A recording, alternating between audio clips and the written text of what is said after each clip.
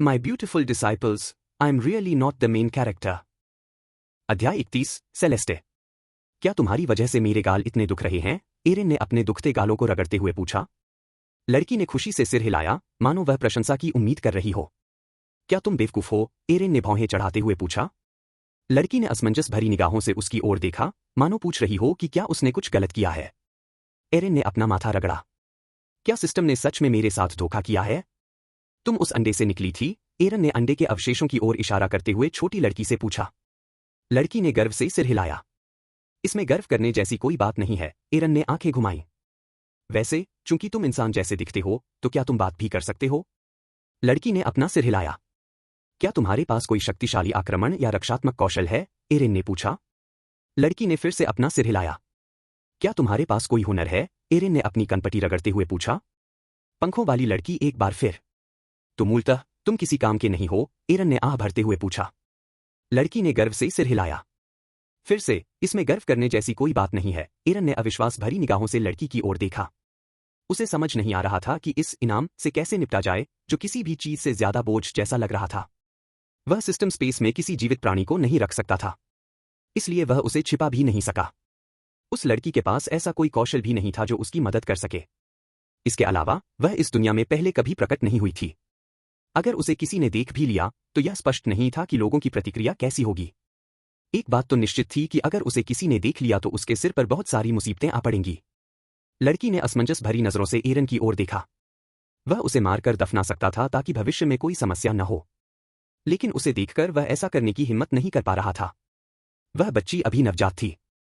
भले ही वह इंसान नहीं थी, लेकिन सिर्फ इसलिए कि उससे उसे कोई फायदा नहीं मिल सकता था, उसे मरने का हक नहीं था। उसे उसके पास भेजे जाने में उसकी कोई गलती नहीं थी, बल्कि यह सब व्यवस्था की गलती थी। ठीक है, एरिन ने अपने सिर के पीछे खुजली की। चूंकि तुम मेरी हो, इसलिए जो भी होगा मैं उसे संभाल लूंगा। लेकिन तुम्हें दूसरों के सामने खुद को दिखाने की अनुमति नहीं है। यह एक नियम है जिसका तुम्हें हमेशा पालन करना होगा। समझ गए? उसने पूछा। लड़की ने खुशी से सिर हिलाया और फिर उड़कर एरिन के कंधे पर जा बैठी। वह एक बार फिर छोटे बच्चे की तरह उसके गालों को गुदगुदाने लगी।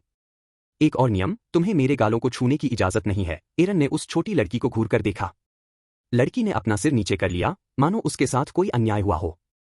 क्या अब तुम मेरे कंधों से उतर सकते हो? मुझे नहाना है। एरिन ने उसे छुआ तक नहीं, क्योंकि उसे डर था कि कहीं वह गलती से उसे कुचल न दे। वह लड़की इतनी छोटी और नाजुक थी कि वह उसे पकड़ना नहीं चाहता था।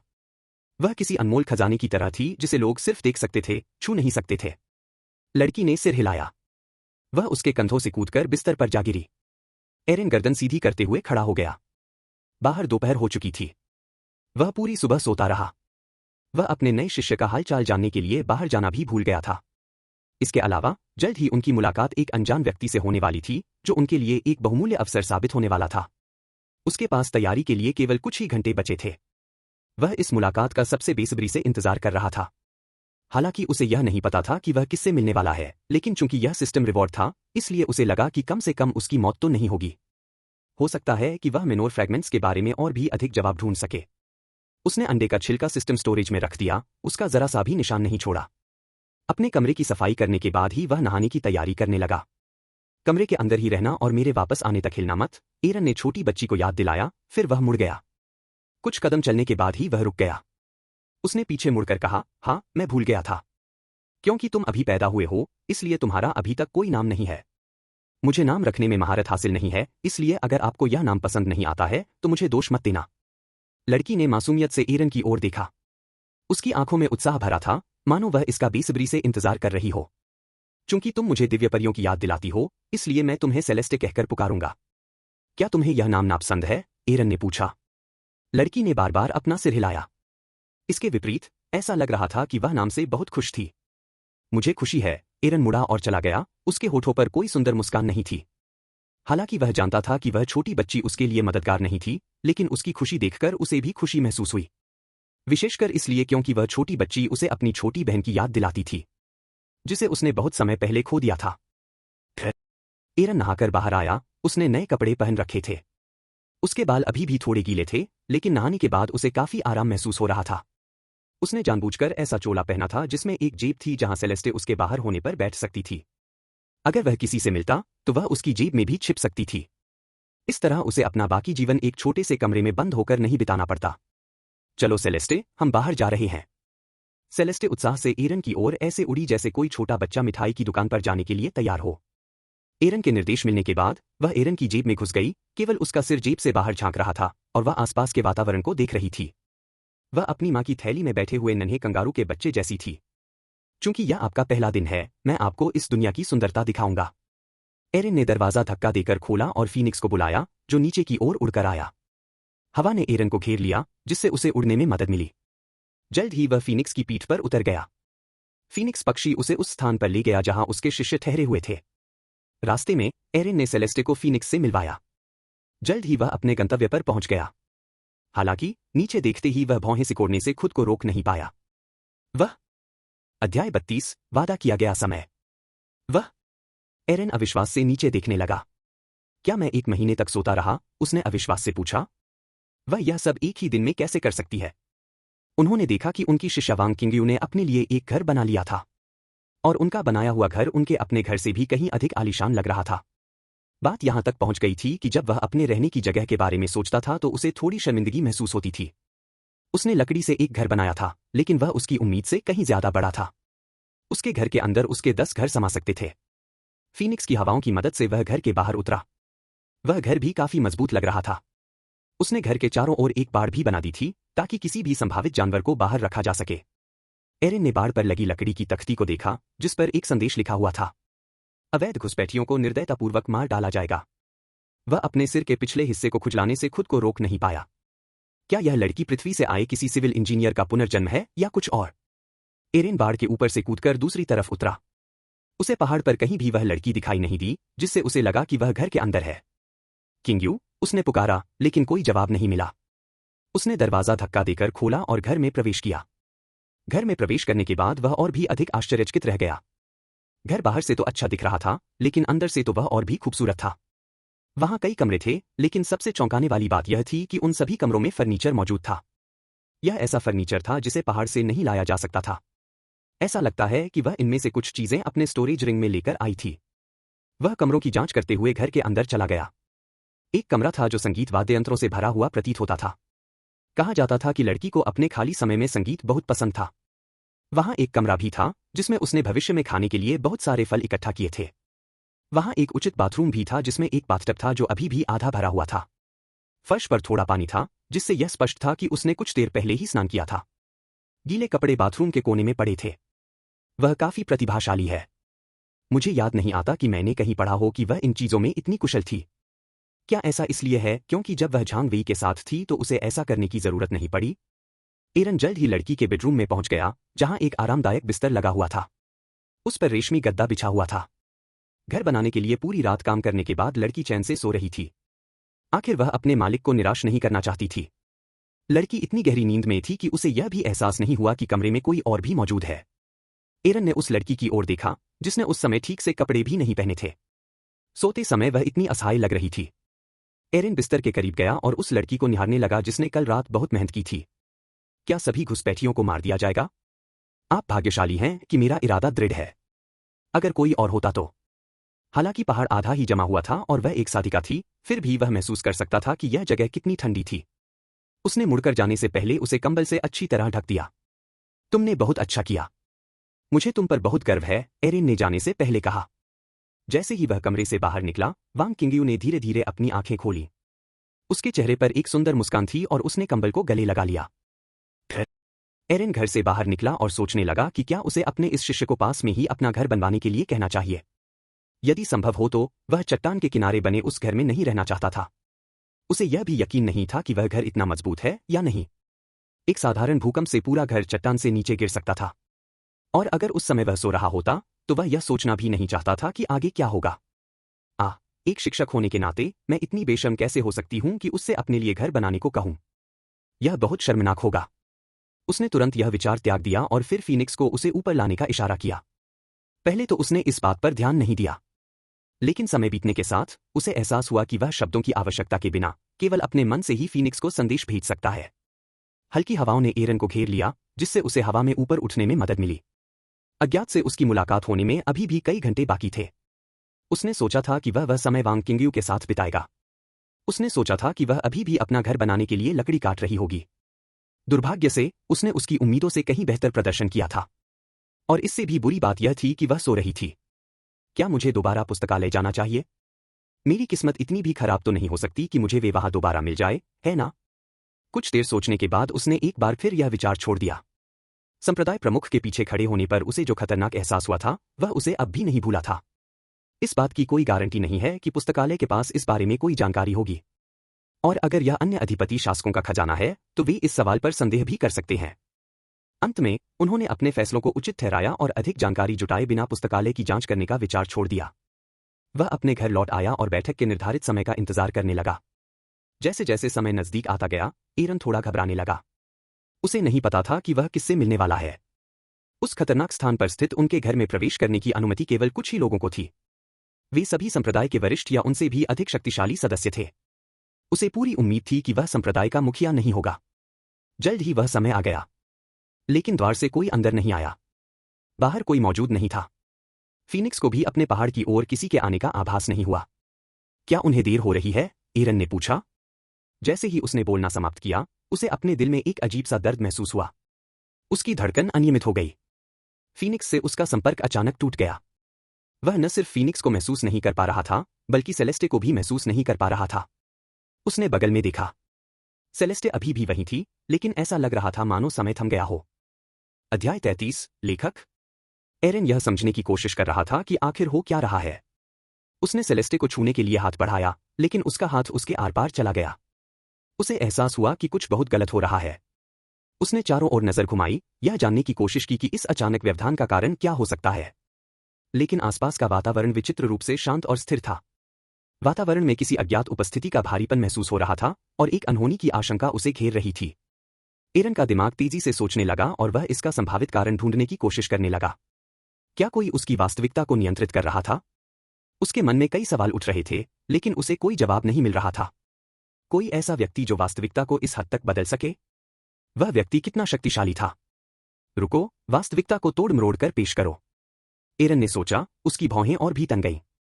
मीटिंग। आखिरकार आप आ ही गए, श्रीमान लेखक। पहले तो उसे पता नहीं था कि वह किससे मिलने जा रहा है। लेकिन अपने आसपास के माहौल में आए अजीब बदलाव के साथ, वह दूसरी तरफ के व्यक्ति की पहचान के बारे में पूरी तरह आश्वस्त हो गया। संप्रदाय की मुखिया को इस विचित्र घटना पर ध्यान देना चाहिए था। लेकिन वह यहां नहीं आई। इसका मतलब है कि वह इसे महसूस नहीं कर सकी। या यूं कहें कि वह भी स्तब्ध रह गई थी।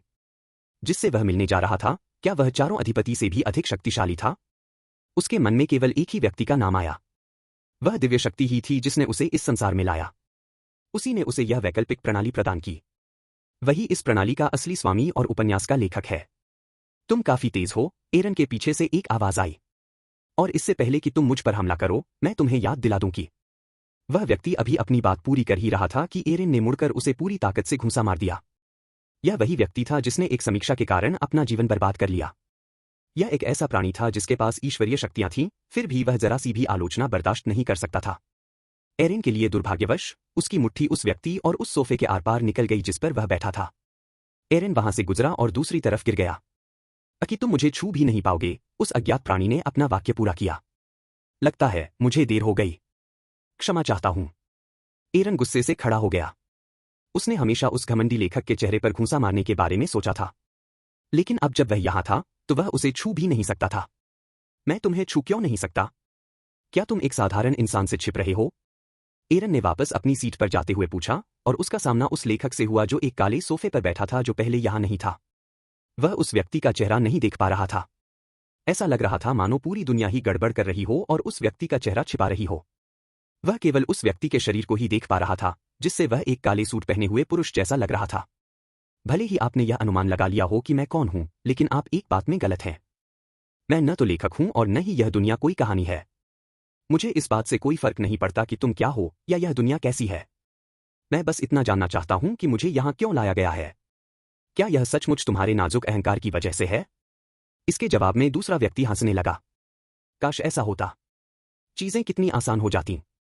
दुर्भाग्य से ऐसा नहीं है। तो फिर मैं ही क्यों? मैं इस दुनिया में क्या कर रहा हूं? मुझे हर दिन मारे जाने के डर में क्यों जीना पड़ता है? उस सवाल का जवाब मैं नहीं दे सकता। मैं बस इतना ही कह सकता हूं कि आप पृथ्वी से यहां लाए गए इकलौते व्यक्ति नहीं हैं। और भी हैं?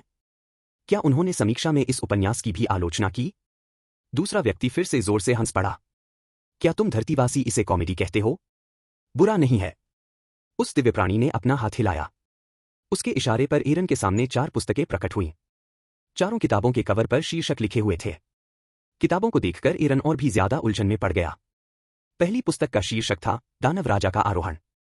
यह उस उपन्यास का शीर्षक था जिसे उसने पढ़ा था। यह वही उपन्यास था जिसकी उसने समीक्षा लिखी थी। यह वही उपन्यास था जिसमें इस दुनिया का चित्रण किया गया था। दूसरी पुस्तक का शीर्षक था वह जादूगर जो नरक से लौटा। तीसरी पुस्तक का शीर्षक था एसएसएस रैंक के नायक का पुनर्जन्म। चौथी पुस्तक का शीर्षक था revenge of the fallen priestess. ये हैं।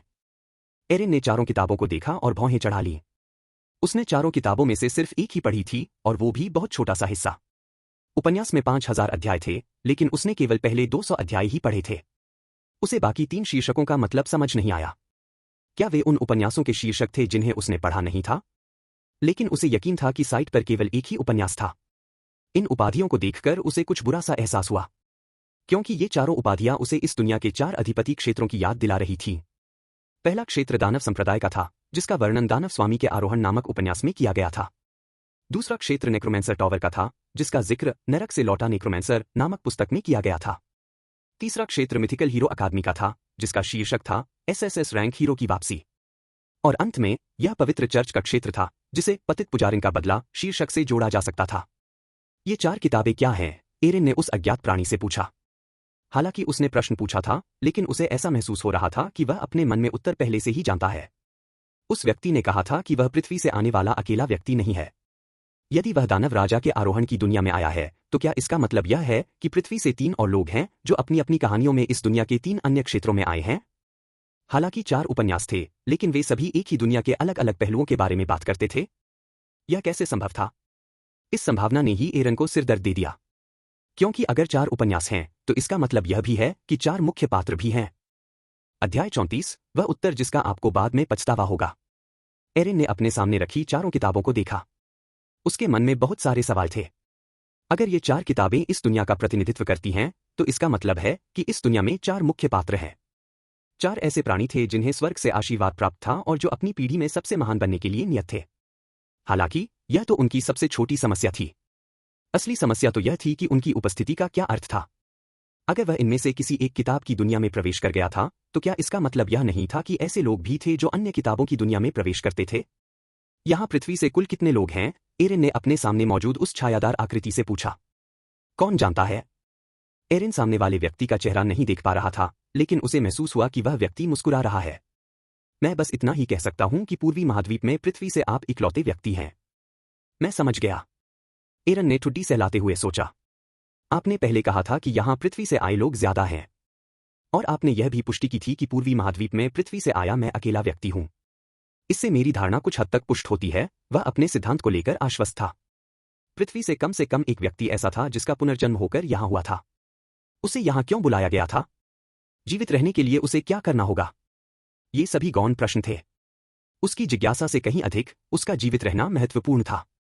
इस सारी गड़बड़ से बचने का उसके पास एकमात्र रास्ता यही था कि वह शतरंज के खेल को पूरी तरह से छोड़ दे। जैसे ही वह धरती पर वापस लौटा, सब कुछ खत्म हो जाएगा। इसलिए उन्होंने अपनी नजर में सबसे महत्वपूर्ण प्रश्न पूछा। उन्होंने आगे पूछा, हम पृथ्वी पर वापस कैसे जा सकते हैं? उस दिव्य प्राणी ने कोई उत्तर नहीं दिया। ऐसा लगता है कि तुम सवाल का जवाब नहीं देना चाहते। लेकिन कोई बात नहीं, मेरे पास तुम्हें जवाब देने के लिए मजबूर करने के तरीके हैं, एरिन ने कहा। ओह, उस देवतुल्य प्राणी ने थोड़ा मुस्कुराते हुए पूछा। और आप यह कैसे करेंगे? एरिन ने सिस्टम स्पेस खोला और अपने भंडार से एक वस्तु निकाली। एक शानदार इनाम के साथ एरिन ने एक ताबीज दिखाया जो उसे सिस्टम से इनाम के रूप में मिला था। एक प्रश्न वाउचर। एरिन दूसरे व्यक्ति का चेहरा नहीं देख पा रहा था, इसलिए उसे नहीं पता था कि वह इस समय क्या सोच रहा है। लेकिन उसे महसूस हुआ कि वह आदमी हैरान था। आपको ऐसा क्यों लगता है कि यह मुझ पर काम करेगा? जब तक हम कोशिश नहीं करेंगे, तब तक हमें पता नहीं चलेगा, है ना? कुछ जवाब ऐसे होते हैं जो आपको फायदा पहुंचाने के बजाय नुकसान ज्यादा पहुंचाते हैं। क्या आप वाकई ऐसा जवाब चाहते हैं? अपनी इच्छाओं के बारे में सावधान रहें। इससे कोई फर्क नहीं पड़ता। चूंकि मैं किसी भी क्षण मर सकता हूं, इसलिए मैं बिना जवाब पाए मरने की बजाय कोशिश करते हुए मरना पसंद करूंगा। एरिन ने प्रश्न वाउचर का इस्तेमाल किया, जिसका उपयोग केवल एक बार किया जा सकता था। इसका उपयोग केवल एक प्रश्न के लिए किया जा सकता था। जब उसे यह इनाम मिला तो उसने सोचा कि यह बेकार है। अगर वह वाउचर का इस्तेमाल करके किसी से कोई सवाल भी पूछता तो दूसरा व्यक्ति याद रखता कि क्या हुआ था। इसीलिए वह इस इनाम का इस्तेमाल संप्रदाय के किसी शक्तिशाली व्यक्ति पर नहीं कर सका, क्योंकि उसे डर था कि इससे उसकी पहचान उजागर हो सकती है। सौभाग्य से उसे सामने वाले व्यक्ति के बारे में चिंता करने की कोई जरूरत नहीं थी। वह व्यक्ति उसके बारे में पहले से ही बहुत कुछ जानता था। मैं तुम्हें ऐसा न करने की सलाह देता हूं। यह सब तुम्हारे भले के लिए है, एरन के सामने खड़े व्यक्ति ने उसे चेतावनी दी। तुम्हें अपने जवाब पर पछतावा होगा। तो मैं उस खेद को स्वीकार करने को तैयार हूं। एरन ने उस देवतुल्य प्राणी पर प्रश्नवाचक वाउचर का प्रयोग किया। उसकी प्रतिक्रिया से उसे यकीन हो गया कि इस व्यवस्था के पुरस्कारों का असर उस व्यक्ति पर भी पड़ा था। इससे उसे यकीन हो गया कि यह व्यवस्था उसने नहीं बनाई थी। एरन के मन में कई सवाल थे जो वह पूछना चाहता था। वह जानना चाहता था कि इस व्यवस्था को किसने बनाया, या वह वापस कैसे जा सकता है। वह यह भी जानना चाहता था कि पृथ्वी से लोगों को यहां क्यों लाया गया। पृथ्वी पर एक साधारण उपन्यास वेबसाइट पर इस दुनिया का चित्रण क्यों किया गया। ऐसे कई रहस्य थे जिन्हें वह उजागर करना चाहता था। दुर्भाग्यवश वह केवल एक ही प्रश्न पूछ सकता था। वह किसी भी प्रश्न को व्यर्थ नहीं जाने दे सकता था। जैसे ही प्रश्न वाउचर सक्रिय हुआ, ताबीज अचानक गायब हो गया। एरिन जानता था कि वह जो सवाल पूछने वाला था वह सबसे महत्वपूर्ण था। वह इस सवाल को यूं ही बर्बाद नहीं कर सकता था।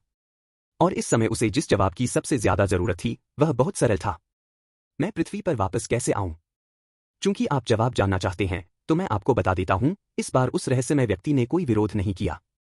ऐसा लग रहा था मानो इस दुनिया में कोई अज्ञात शक्ति उसे विवश कर रही हो। भले ही वह कुछ कहना न चाहता हो, उसके पास कोई विकल्प नहीं था। उन्होंने आगे कहा, आपके वापस लौटने के 2 तरीके हैं। और वे कौन हैं? एरिन ने पूछा। पहला तरीका सरल है। आप इस दुनिया के सभी मुख्य पात्रों को मार सकते हैं, साथ ही पृथ्वी से यहां आए हर व्यक्ति को भी। जवाब सुनते ही एरिन के चेहरे पर उदासी छा गई। उसे इस दुनिया के मुख्य पात्रों की परवाह नहीं थी, लेकिन क्या उसे उन लोगों को भी मारना पड़ा जिन्हें उसी की तरह इस दुनिया में आने के लिए मजबूर किया गया था? चूंकि यही वापसी का तरीका है, तो मेरा मानना है कि उनके लिए भी यही तरीका होगा। उसने कुछ देर सोचने के बाद पूछा। जैसा कि मैंने कहा, तुम काफी चतुर हो। तुम सही हो। अगर वे वापस लौटना चाहते हैं तो उन्हें पृथ्वी से यहां आए बाकी लोगों को भी मारना होगा, जिसमें तुम भी शामिल हो। उनकी बातों से एरन को एहसास हुआ कि वह दूसरों के साथ समय के खिलाफ दौड़ में शामिल है। हर गुजरते पल के साथ पृथ्वी के अन्य लोग और अधिक शक्तिशाली होते जा रहे थे। और अगर उन्हें भी इस सवाल का जवाब मिल गया तो उनके द्वारा उसकी जान लेने के लिए आने में बस कुछ ही समय बाकी था। असल में वह केवल 4 महाद्वीपों के मुख्य पात्रों के खिलाफ ही नहीं लड़ रहा था, बल्कि वह उन लोगों के खिलाफ भी लड़ रहा था जो उसी की तरह यहां पर आकर बस गए थे। यह जीवन और मृत्यु का खेल था। आपने कहा था कि 2 रास्ते हैं, एरन ने पूछा। वापस लौटने का दूसरा रास्ता क्या है? चूंकि उसकी जान खतरे में थी, इसलिए एरन जानता था कि वह इस दुनिया में अपना समय बर्बाद नहीं कर सकता। अगर दूसरा रास्ता तेज था तो उसे किसी के आने से पहले पृथ्वी पर लौटना ही था। दूसरा तरीका, रहस्यमय प्राणी हंसने लगा। दुर्भाग्य से यह पहले तरीके से भी ज्यादा मुश्किल है। उन्होंने आगे कहा, पृथ्वी पर लौटने का दूसरा तरीका यह है कि आप इतने शक्तिशाली प्राणी बन जाएं कि आप अंतरिक्ष को चीरते हुए पृथ्वी पर वापस आने का मार्ग खोल सकें। लेकिन अगर तुम इतने शक्तिशाली होते तो इसका मतलब यह होता कि इस दुनिया में एक भी प्राणी तुम्हें नुकसान नहीं पहुंचा पाता, जिसमें पृथ्वी से आए अन्य पुनर्जन्म लेने वाले प्राणी भी शामिल हैं। अध्याय 35, क्योंकि तुम नहीं जानते। अगर तुम इतने शक्तिशाली हो जाओ तो तुम 2 दुनियाओं के बीच यात्रा करने से कहीं अधिक कर सकते हो। हालांकि वह दिन अभी तुम्हारे लिए बहुत दूर है। यह भी निश्चित नहीं है कि तुम उस दिन तक जीवित रह पाओगे या नहीं। जैसे ही उस अज्ञात व्यक्ति ने उत्तर देना समाप्त किया, प्रश्न वाउचर का प्रभाव समाप्त हो गया। वह चुप हो गया और काफी देर तक कुछ नहीं बोला। कमरे में सन्नाटा छाया हुआ था। या तो उन सभी को मार डालो जो तुम्हें धमकी दे सकते हैं, या इतने शक्तिशाली बन जाओ कि कोई भी तुम्हें धमकी न दे सके। एरन के लिए अपनी दुनिया में लौटने के यही 2 तरीके थे। दुर्भाग्यवश वह जानता था कि फिलहाल वे दोनों तरीके उसकी पहुंच से बहुत दूर थे। उसे नहीं पता था कि पृथ्वी से आए बाकी 3 लोग किसके रूप में पुनर्जन्म लेकर आए थे, लेकिन उसे यकीन था कि वे उससे कमजोर नहीं हो सकते। वह एक ऐसे व्यक्ति के शरीर में था जो इस दुनिया के एक आम इंसान से भी कमजोर था, और वह एक जासूस बनकर फंस गया था। बाकी तीनों की किस्मत उससे बदतर होने की कोई संभावना ही नहीं थी, क्योंकि उसके हर फैसले के साथ मौत का खतरा जुड़ा होता था। उसे तो यकीन था कि वो बिना उंगली उठाए ही मर सकता है। हर दिन वो जिंदगी और मौत के बीच एक पतली सी रेखा पर चल रहा था। इस समय उसके पास केवल उसकी तलवार सम्राट की आभा और सुरक्षा का पेंडेंट था, जिसके 2 उपयोग शेष थे। इन दोनों चीजों से उसे केवल अपनी रक्षा करने की अनुमति मिली, लेकिन दूसरों को मारने की नहीं। उन्हें मारने की तो बात ही छोड़िए, उसे यह आभास हो रहा था कि अगर वह उनके सामने आ गया तो उसकी तुरंत मौत हो जाएगी। स्थिति और भी खराब थी क्योंकि उसे बाकी 3 किताबों और उन महाद्वीपों के बारे में ज्यादा जानकारी नहीं थी। उसने डेमन लॉर्ड्स एसेंट के केवल पहले 200 अध्याय ही पढ़े थे और उन अध्यायों में मुख्य पात्र अभी भी पूर्वी महाद्वीप में था। जासूसी कांड के कारण हीरो अकादमी के बारे में बहुत कम जानकारी सामने आई थी, लेकिन नेक्रोमेंसर टॉवर और पवित्र साम्राज्य के बारे में तो और भी कम जानकारी उपलब्ध थी। उसने अनजाने में ही अपना हाथ किताबों की ओर बढ़ाया। उपन्यास की विषय वस्तु उसकी आंखों के सामने ही थी। तो क्या हुआ अगर उसने इसे पहले नहीं पढ़ा था? अब जब उसे इसके महत्व के बारे में पता चल गया था तो वह जितना हो सके उतना सीखने को तैयार था।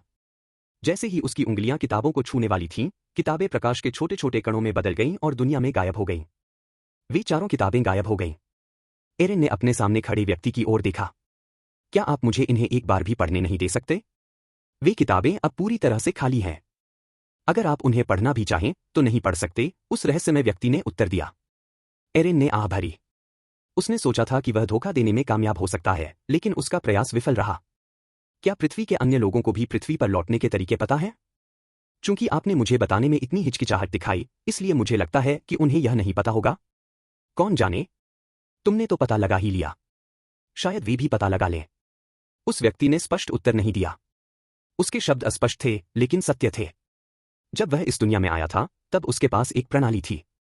बाकी तीनों के पास भी शायद वही प्रणाली हो सकता है कि उन्हें भी वैसा ही इनाम मिले और वे भी जवाब पाने के लिए उसी तरीके के बारे में सोचें। उसके पास इसकी पुष्टि करने का कोई तरीका नहीं था, इसलिए वह इसे सच ही मान सकता था। जब उसकी जान खतरे में हो तो झूठ पर विश्वास करना सच को नकारने से बेहतर था। कुछ देर सोचने के बाद उसने प्रश्न पूछने की तैयारी की। क्या मैं? लगता है मेरा समय खत्म हो गया है। इससे पहले कि एरन अपना सवाल पूरा कर पाता, वह रहस्यमय व्यक्ति खड़ा हो गया।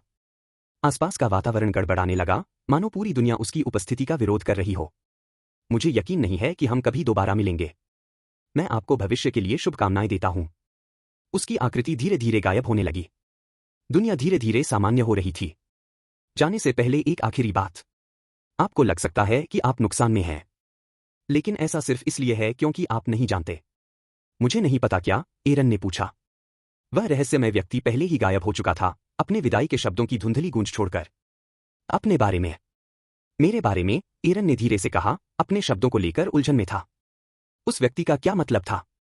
दुर्भाग्यवश जो व्यक्ति जवाब दे सकता था वह पहले ही जा चुका था, और यह स्पष्ट नहीं था कि वह उस व्यक्ति से दोबारा कभी मिल पाएगा या नहीं। सबसे बुरी बात यह थी कि उसके मन में अभी भी बहुत सारे सवाल थे। उस व्यक्ति से मिलने से पहले उसके मन में जितने सवाल थे, अब उससे कहीं ज्यादा सवाल उसके मन में थे। उसे अब भी उस व्यक्ति की पहचान का पता नहीं था, नहीं यह कि उसे इस दुनिया में क्यों लाया गया था। इस दुनिया का चित्रण एक उपन्यास में क्यों किया गया था? उसे यह किताब कैसे मिली? क्या यह महज एक संयोग था? जब वह अपने अंतिम शब्दों को समझने की कोशिश में विचारों में डूबा हुआ था, तो उसने अपने कंधों पर एक हल्का सा भार महसूस किया। सेलेस्टे उसके कंधों पर बैठी मासूमियत से उसे देख रही थी। वह फिर से हिलडुल सकती थी। उसे पता ही नहीं था कि अभी अभी क्या हुआ था।